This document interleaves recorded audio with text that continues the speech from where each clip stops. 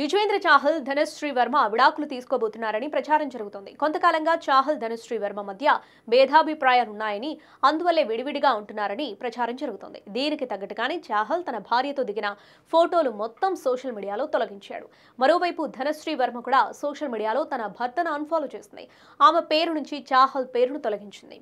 ఇక అప్పటి నుంచి వీరిద్దరు విడాకులు తీసుకున్నారని, వేరువేరుగా ఉంటున్నారని, సోషల్ మీడియాలో అన్ఫాలో చేసుకోవడం వెనుక జరిగింది అదేనని ప్రచారం జరుగుతోంది. ఇప్పుడు చాహల్ సోషల్ మీడియాలో పెట్టిన పోస్టు సంచలనంగా మారింది. ఇక ఇదే సమయంలో ధనశ్రీ వర్మతో చాహల్ కుదుర్చుకున్న విడాకుల భరణం కూడా సంచలనంగా మారింది. విడాకుల భరణం కింద ధనశ్రీ వర్మ 60 కోట్ల వరకు చాహల్ నుంచి తీసుకుందని తెలుస్తోంది.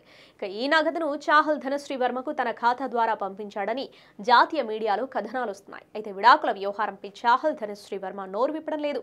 అయితే వీరి వ్యవహారం ప్రస్తుతం కోర్టులో ఉందని, అందువల్లే నోరు విప్పడం లేదని సమాచారం. అయితే ఈ విడాకుల వ్యవహారం ఎంతవరకు నిజమో తెలియదు. కానీ భరణం గురించి చాహల్ చెల్లించిన 60 కోట్ల గురించి మాత్రం సోషల్ మీడియాలో రోజుకో ప్రచారం జరుగుతోంది.